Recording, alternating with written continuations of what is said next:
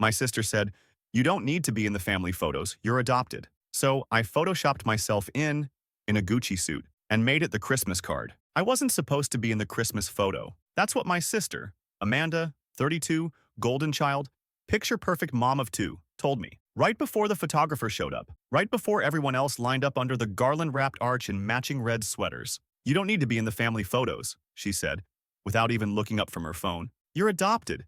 It's not really the same. It wasn't the words that gutted me. It was the way she said them. Flat, like she was reciting a parking rule, like I was an extra she forgot to cut from the cast list. And yeah, I am adopted. Got pulled into this mess of a family when I was 9, after my birth mom overdosed and CPS shuffled me through 2 group homes before landing me with the Thompsons. They took me in, and I was grateful. Really, I was. I did everything to blend in. Straight A's. Clean room. Yes, ma'am. No, sir. I'll watch Amanda's kids while she goes out with her wine club. But no matter what I did, Amanda never let me forget I wasn't one of them. She was 18 when I showed up, already the star daughter, the one with ballet recitals and a sweet 16 car. And when I moved in, a traumatized boy with secondhand shoes and a stutter, she looked at me like I'd pissed on her rug. Over the years, the digs got sharper. "You're so grateful, aren't you?" she'd say, like I was a dog they rescued from a ditch. When I got into college on a scholarship, she rolled her eyes. Affirmative action's amazing, right? And when I started my own graphic design studio, must be nice not to have real responsibilities. But I swallowed it all. Because my adoptive mom, Karen, 64, always said Amanda was just insecure, and I should take the high road. So I did, every time, until Christmas Eve. The whole family was there. Karen and Bill, my adoptive dad, 66, Amanda and her husband Eric, insurance bro, just as smug as he sounds, their kids Brayden and Ella, and me, standing awkwardly by the fireplace in my nicest wool coat, clutching a bottle of mid-shelf wine. That's when Amanda pulled me aside. "We're doing photos in 15. Just the core family this year," she said, tucking a blonde strand behind her ear. I blinked. "I'm family." She didn't even hesitate. "You're adopted." I felt it like a slap. My ears burned. My stomach flipped. Karen heard it. She heard it. She was in the kitchen, close enough to make eye contact with me right after Amanda said it. But she didn't say a word, just went back to stirring her cider. So I didn't argue. I nodded, set the wine bottle on the counter, and walked out into the snow. I didn't cry until I got back to my apartment, just sat there on the edge of my bed, fists clenched, trying to make sense of why I still cared. Why being excluded again felt like I was 9 years old all over. Like I was still that kid with a black trash bag full of donated clothes, being told, "We'll do our best with you." I looked at their group photo later. It was already on Facebook before I even got home. The caption said, "Merry Christmas from the Thompsons. Blessed and together." That word. Together. That was when the idea hit me. Not a rage-filled impulse, not some petty retaliation, just this quiet, calm resolve in my chest. They wanted a picture-perfect Christmas? Fine, I'd give them one. Only this time, I was going to be in it. And I wasn't showing up small.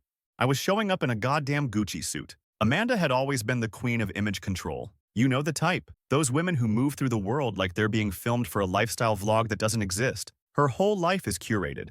Perfectly filtered family portraits, Pinterest-worthy birthday parties, pastel balloon arches. Even her sadness is aesthetic. When her dog died, she posted a black and white photo of his paw print with the caption, "Run free, sweet soul." She's also one of those people who needs someone to look down on, and I was always her favorite target. That's why she made sure the photographer knew I wasn't part of the core shot. That's why she used adopted, like it was a reason, like it explained everything about why I didn't belong. To Amanda, family is blood and aesthetic, and I was neither. What stung more than her words, though, was the silence. Karen didn't defend me. Bill just kept sipping his mulled wine, barely glancing up. Even Eric, who once called me the chillest Thompson, avoided my eyes. It was like watching people slowly close a door on you and lock it from the inside. So I turned to the only thing that has ever made me feel seen: design. Photoshop's been my escape since high school. It's how I got through my early panic attacks, my awkward foster kid years, and every family dinner where Amanda would smile and say, "Oh, you're still doing those little computer graphics?" That night, I opened the Christmas photo from Facebook, the one I'd been excluded from. I zoomed in. Clean lighting, good symmetry. Amanda front and center, flanked by Eric and the kids. Karen and Bill on either side like royalty, all matching red and cream outfits, all smiles. And me? Well, I wasn't there. Not yet. I opened another file, an old headshot of myself I'd taken last summer for my business site. Then another of me in a Gucci suit I'd mocked up for a fake ad campaign. Crisp black jacket, emerald silk pocket square, Italian sunglasses, confident as hell. I spent 4 hours perfecting it, Shadows, angles, matching the lighting on Amanda's curls, adjusting for the fireplace glow. I didn't just insert myself, I owned that photo. I put myself dead center, right between Amanda and Eric, tilted slightly forward like I was meant to be there all along. And the final touch? The text overlay. Merry Christmas from all of the Thompsons. The second I saw it finished, something shifted in me. It wasn't just revenge. It wasn't just pettiness. It was proof that I existed, that I was here, that I was family, even if no one in that damn house wanted to admit it. The next morning, I did something bold. I printed 50 copies on glossy, high-quality cardstock, and I mailed them to every single extended family member. Aunt Marla in Denver, Uncle Rick in Tampa, cousins, grandparents, the weird church friend Karen always invites to Thanksgiving. Every address I had from the old family spreadsheet. I used Amanda's return address, and then I waited. 3 days later, the screaming started. The first call came from Aunt Marla. She FaceTimed Amanda from her sunroom in Denver, cup of chamomile tea in hand, beaming like she'd just gotten a surprise raise. "Oh my God, Mandy, that card is gorgeous. And who's the handsome man in the center? Did Braden grow up overnight?" Amanda's smile flickered. "What card?" "The Christmas one you sent out. The one with all of you. Your folks, the kids, and that guy in the Gucci suit. Such a statement piece. Very modern family." Eric told me later she hung up mid-sentence and threw her phone across the room, cracked the screen. That was day 1. By day 2, it was a wildfire. Karen started getting calls from the church group. Compliments, curiosity. "Did you have a new son-in-law we didn't know about? Is that the young man who did the school logo for the Booster Club? He looks so distinguished." Wow, I wasn't just in the photo. I had presence. Meanwhile, Amanda was losing it. I heard from Ella, her daughter, 11 and already a better person than her mom, that she tore through the house screaming, "He edited himself into the family photo like some kind of psycho." That's identity theft. It's not funny, except it was hilarious. Even funnier when I posted it publicly on Instagram. Caption: "Guess I made the cut after all. Gucci looks good on me, huh?" I tagged nobody, but everyone saw it. Amanda texted me the same hour, "You think this is funny? Take that down now. You're humiliating us." I didn't answer. Instead, I shared a few replies from extended family on my stories. Things like, "So glad to see you back in the family photos. You deserve to be there. You're glowing, sweetheart. What a glow up." That was when Eric messaged me. And this part? This part actually shocked me. He wrote, "Loki? It's fire. I know she's being nuts, but you crushed it. I'd frame that version over the real one TBH." Eric, king of background smirks and passive complicity, was finally picking a side. Amanda found out. And she lost her shit. She went live on Facebook. I swear to God. She made this whole unhinged post about how certain people were manipulating family memories, that it was disturbing and toxic to use cheap digital tricks to rewrite history, and how real family is earned, not edited. She didn't name me, but everyone knew. One uncle commented, "Looks pretty real to me," and she deleted him. Another aunt wrote, "I love that suit. So classy."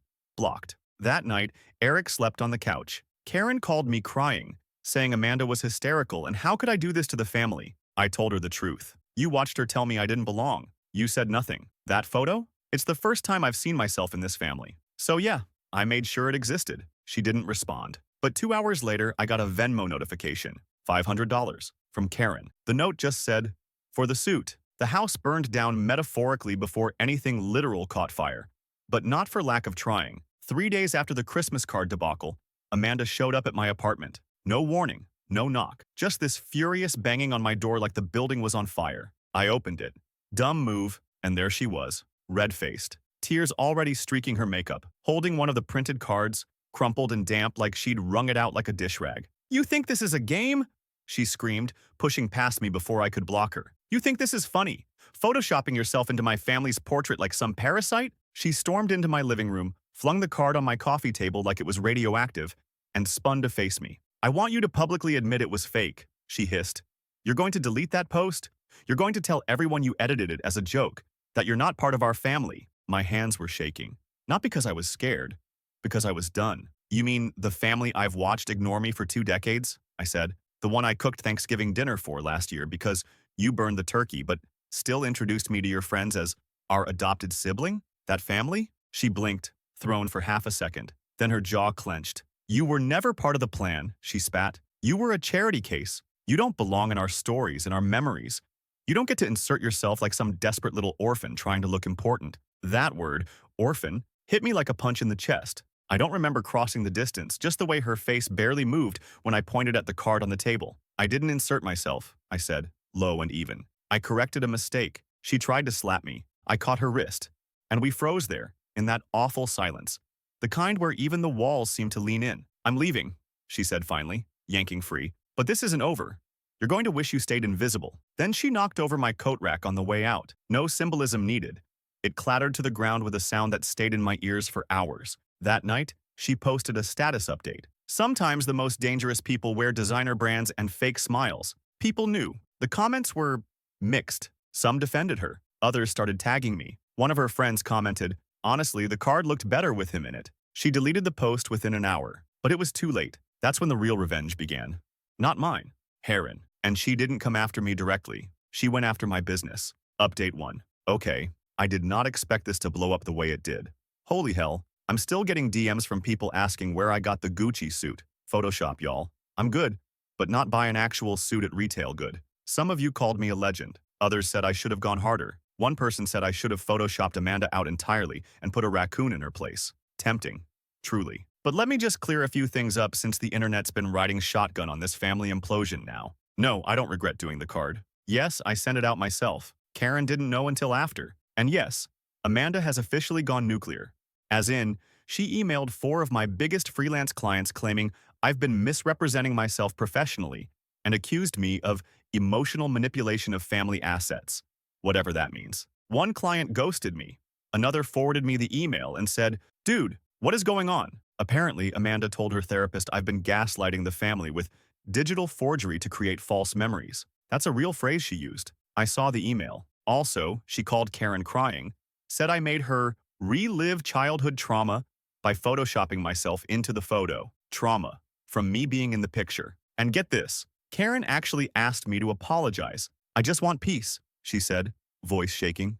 "Can't you just let it go?" Let it go, after she stood there silent while Amanda erased me from our family in real time? Nah, I tried silence. It got me cropped out of every memory. This time, I'm choosing chaos. And if Amanda wants war, well, she forgot I've been storing receipts since 2006. Amanda built her life like a showroom. Everything arranged, spotless, fake as hell, but ready to impress. She had a blog, Mandy Mommy Magic. It was your standard curated momfluencer drivel. 10 tips for a guilt-free Christmas. Teaching gratitude through Elf on the Shelf. Aesthetic flat lays of organic lunches she didn't even make. Whole Foods catering. I checked. Sponsored content from baby brands. She even had a number Real Mom Moments series which, ironically, never featured a single moment of her real self. That brand? Her everything. So I went for it. Not in some petty way. I didn't hack her accounts or leak anything. I just opened a Google Drive, filled it with truth, photos, screenshots, emails, voicemails. Amanda, 21, drunk at Thanksgiving, calling me just a placeholder until mom had grandkids. Amanda refusing to invite me to her wedding because she didn't want people asking questions. Amanda yelling at our mom for letting me sit at the front of the church when grandpa died because that seat should be for actual family. I had years of this stuff. I never saved it out of revenge. I saved it because, well, it hurt. I guess a part of me hoped that someday I'd be able to look back and say, yeah, that happened. It was real. So I packaged it. Added a little intro. Since Amanda Thompson is now accusing me of emotional manipulation and falsifying family narratives, here's a small collection of the actual narrative. Viewer discretion advised, contains projection, hypocrisy, and some disturbingly bad handwriting. I shared it with 3 people. First Karen, second Eric, 3. Amanda's brand partner from a company called Blossom Baby Company. They sponsored her last holiday giveaway. I didn't send any threatening emails. I didn't make a big scene.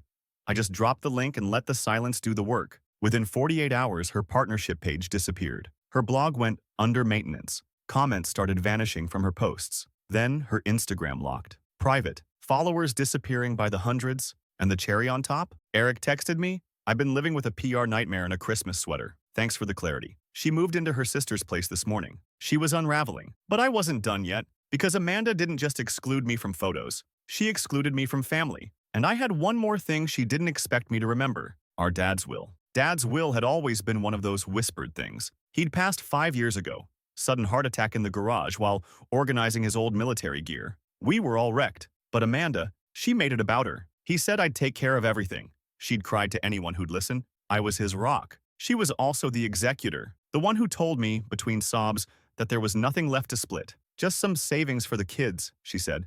It's what Dad would have wanted. You know, since you're not biologically related and all. I didn't fight it. I didn't ask questions. I'd barely processed the funeral when she slid those papers across the kitchen table. Already signed, already neat, already finalized. And I signed. But here's the thing. Amanda never knew. Dad emailed me a copy of his will months before he died. No big speech, no drama. Just a note that said, "Hey kid, just in case the lawyers screw it up, keep this somewhere safe." And in that version, I was in it. 30%. Same as Amanda. Split 3 ways. Her, me, and a small donation to a veterans fund. No kids-only clause. No weird exclusions. Just a simple, clear division. So when she stole everything, she wasn't just gatekeeping grief. She was stealing money that legally belonged to me. Back then, I didn't have the energy to fight. But now I had screenshots, emails, a time-stamped PDF signed by my dad, and I had nothing left to lose. So I hired a lawyer. His name's Caleb. He's one of my clients. I did the branding for his boutique firm last year. We traded services. He owed me one. When I dropped the story and the will on his desk, he looked up and said, "How dramatic do you want to be?" "Hit me with pageantry," I said, and a deadline. So on January 3rd, Amanda received a formal letter from Caleb's office demanding an audit of the estate and threatening civil action for misappropriation of inheritance. And the kicker? We included a printout of the original will with a sticky note on top that said, "Not adopted enough for the photos, but adopted enough for the cash." Curious. She lost it. She called me 22 times that night, left voicemails alternating between sobbing and screaming, said I was tearing the family apart, that I was triggering her abandonment complex, that I had no right to dredge up the past for profit. Profit? This wasn't about the money. It was about being erased, over and over, until I didn't even show up in the will of the man who tucked me in every night from age 9 until college. Karen begged me to reconsider, said Amanda was fragile, that she wasn't in a good place. And I told her, neither was I, the day she cut me out of the family photo and smiled while doing it. Update 2. Well, that escalated. Since the lawyer's letter, Amanda's been spiraling like a real housewife on her 3rd mimosa. She's private now. Her brand's gone dark. Rumor has it Blossom Baby pulled all future deals. Karen won't admit it, but I think she's the one who told them Amanda needed rest. Translation, she lost control of the narrative. And last night, Amanda came to my door again. No rage this time, just mascara streaks, a hoodie way too big for her frame, and this look I hadn't seen since we were teenagers, when her prom date ditched her last minute and Dad let me drive her there in his truck just so she wouldn't feel alone. She didn't say anything for a long time, just stood there in the hallway, hands clenched like she was holding something fragile. Then she whispered, "I think I ruined everything." And honestly, I almost didn't let her in. But I did. We didn't argue. We didn't hug. We just sat. I made tea. She didn't drink it. "I didn't think you'd fight back," she said finally. "You never did before." And that broke something open in me. Because she was right. I used to take every blow in silence, smile through it, shrink myself to make room for her spotlight. But this time, I chose to exist, loudly, elegantly, in a Gucci goddamn suit. I told her I wasn't angry anymore, just done pretending, and when she asked what I wanted, I told her the truth. Nothing. I didn't want money, or apologies, or even acknowledgement. I just wanted to stop living like I was a guest in my own story. She left after that. Didn't slam the door, didn't cry again, just nodded. Amanda faded, but Karen stepped in, and that's when it got complicated. See, I expected Amanda to implode.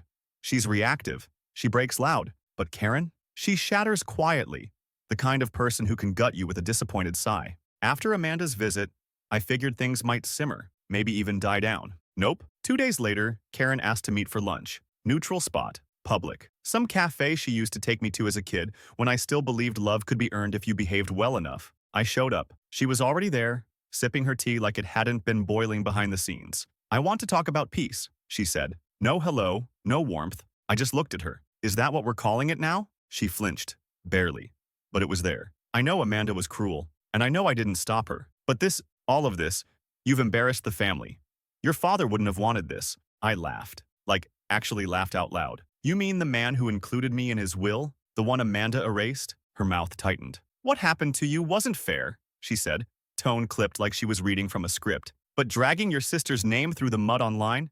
Threatening lawsuits? What does that solve?" I stared at her, and I swear to God, for a moment I wasn't 30. I was 9 again. Small. Disposable. "It doesn't solve anything," I said. "It reveals things. Like, who defends what?" And then I pulled out the card. The one I'd kept in my jacket since Christmas. the version with me in it. I slid it across the table. She looked at it like it might bite her. Look at it, I said. Tell me honestly. What part of that looks wrong to you? Not Photoshop, not drama, just the truth. Me. In the middle. Present. Here. She wouldn't pick it up, so I stood. You let her erase me, Karen. For years. But not anymore. I left the card there. Didn't even finish my coffee. Later that night, I got a message. From Ella, Amanda's daughter. It just said, Mom said you were in trouble, but I saw the card. You looked really nice. Like someone who matters. I cried harder at that than anything else in this whole damn mess. Because maybe, just maybe, I finally reached the next generation. The final blow came quietly. No screaming. No Facebook meltdown. No legal threats. Just an envelope. Hand-delivered. No return address.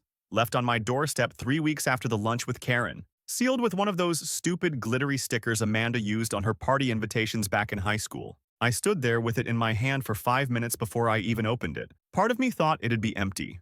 Or cruel. A final jab. But it was neither. Inside was a photo. An actual print. Matte finish. Nice paper stock. It was the Christmas photo. My version. Not the original. Mine. Me in the Gucci suit centered. Framed between Amanda and Eric like I belonged there from the beginning. Except this wasn't the one I made.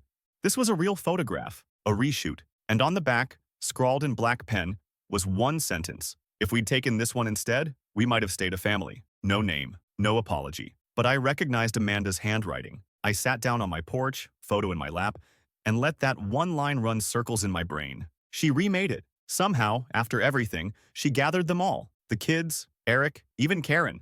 Probably screamed, probably cried, but she did it. Stood in front of that same fireplace, left an empty spot in the middle, and then, sometime later, dropped me in. With respect, with intention. For the first time, not erased. I don't know if we'll talk again. I don't know if this means anything beyond that photo, but I taped it on my wall above my desk.